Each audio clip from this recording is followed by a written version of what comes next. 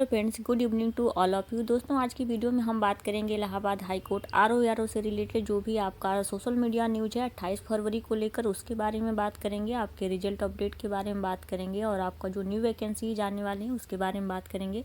देखिए, सबसे पहले तो 28 फरवरी का लेटेस्ट अपडेट क्या क्या है, आपकी फाइनल मेरिट प्रिपरेशन के बारे में बात करेंगे, रिजल्ट अपडेट के बारे में और न्यू वैकेंसीज के बारे में बात करेंगे।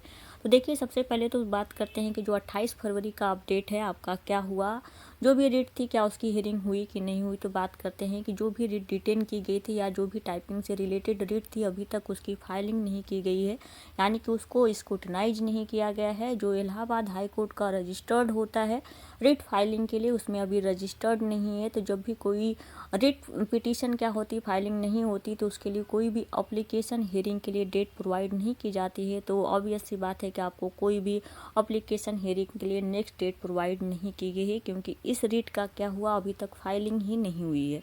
नेक्स्ट देखते हैं कि न इसके लिए कोई कमेटी गठित की गई है, नहीं आपकी जो भी थी इसकी प्रोसेस फाइलिंग की शुरू हुई है, नहीं कोई डेट प्रोवाइड की गई है। उसका रीज़न सिंपल सा यही है कि जो भी रिट है उसका इंटरेस्ट क्या है, वो पब्लिक इंटरेस्ट नहीं होकर पर्सनल बेनिफिट्स इन्वॉल्व है। इस वजह से ऐसा हुआ है कि अभी तक उसको स्क्रूटनाइज ही नहीं किया गया है। उसका रीज़न ये है कि ये पूरी तरह से ऑनरेबल इलाहाबाद हाई कोर्ट की ज्यूरिडिक्शन के अंतर्गत आता है कि उनके विवेकानुसार पे ही ये निर्भर करता है कि जो भी रिट है उसको स्क्रूटनाइज करते हैं कि नहीं करते हैं, या उनको क्या कर उस रिट का क्या फाइलिंग किया जा सकता है कि नहीं किया जा सकता है, और उसके बाद ही क्या हो सकता है इसके लिए एप्लीकेशन हियरिंग के लिए कोई डेट मिल सकती है या रिट की फाइलिंग की जा सकती है। दोनों केसेस ये पूरी तरह से ऑनरेबल इलाहाबाद हाई कोर्ट की ज्यूरिडिक्शन पर ही निर्भर करता है कि वो किस तरह से किस फैसले का या अदर कोर्ट के फैसले को वरीयता देते हैं और इस पिटीशन को क्या करते हैं फाइलिंग के लिए या एप्लीकेशन हियरिंग के लिए कोई डेट प्रोवाइड करते हैं।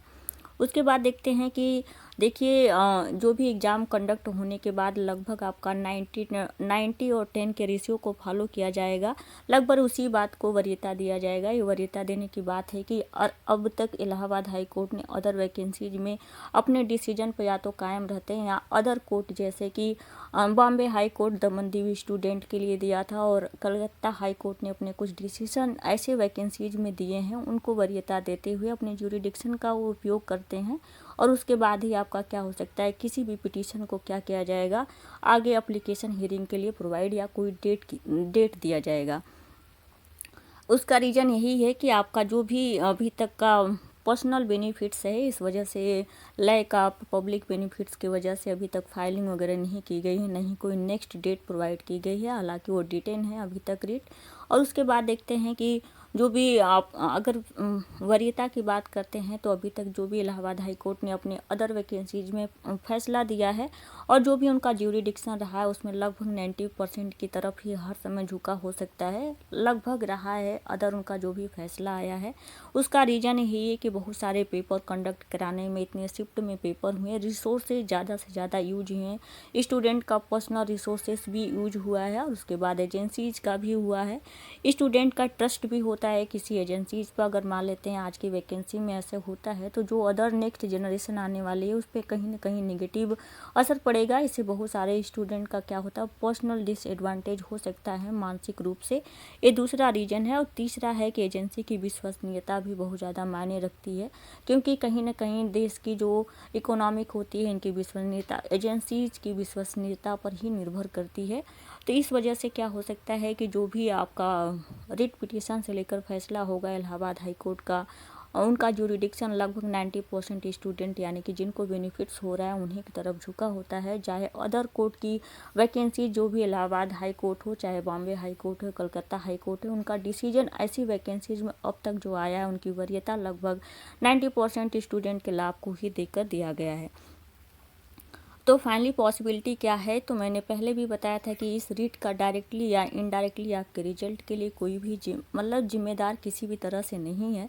आपके रिजल्ट आउट होने के बाद भी कभी भी मान लेते हैं पॉसिबिलिटी 6 महीना 1 साल के बाद भी अगर इस रीट पर कोई सुनवाई होती है और रिजल्ट पॉजिटिव भी आता है तो जिन लोगों ने भी ये रीट फाइल किया है उनको पर्सनल बेनिफिट्स ज़रूर दिया जाएगा। अगर वो एक तरह से कहीं ना कहीं जीत जाते हैं, अपनी बात को रखने में पूरी तरह से सफल होते हैं। तो अभी तक तो ऐसा कुछ भी नहीं आया है, ना ही कोई डेट है इसके लिए, ना ही कोई एप्लीकेशन हियरिंग की डेट है। आपके रिजल्ट से इस रीट का वैसे भी कोई भी डायरेक्टली या इनडायरेक्टली इन्वॉल्वमेंट नहीं है। हालांकि कुछ रीट डिटेन है, उसके लिए अभी तक कोई लेटेस्ट अपडेट नहीं है।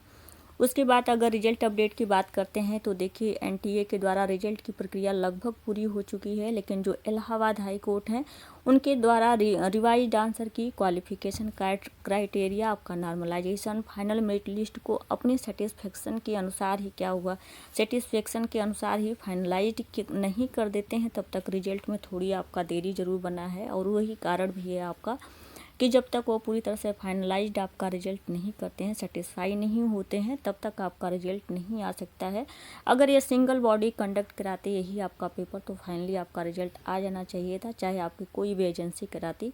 लेकिन अभी तक ऐसा रीज़न यही है कि कोऑर्डिनेशन की कमी रही है कहीं ना कहीं। मैंने जितने भी वीडियो प्रोवाइड किया है उसमें यही बताया है कि कोऑर्डिनेशन की कमी है, और लेकिन थोड़ा सा वर्कलोड वगैरह भी रहा है, रिजल्ट तैयार करने में थोड़ा बहुत टाइम लग रहा है, और इतना भी ज़्यादा टाइम नहीं हुआ है अगर अदर वैकेंसीज़ की तुलना करते हैं एनटीए की। और तो उसके बाद देखते हैं, इसलिए दोनों जो एजेंसी हैं एक साथ कोऑर्डिनेट हैं। आपका रिजल्ट जो है लगभग होली के आसपास आ जाने की पूरी संभावना है, आ सकता है कि होली के आसपास आपका रिजल्ट आ जाएगा। और जो नोटिफिकेशन है न्यू वैकेंसीज का 2022 वाले का, वो आपका रिजल्ट जैसे ही 2021 का रिजल्ट आएगा वैसे ही आपका जो न्यू वैकेंसीज का नोटिफिकेशन होगा वो जल्द ही आउट हो जाएगा। तो आई होप दोस्तों आपको इन्फॉर्मेशन अच्छी लगी हो। Thank you so much.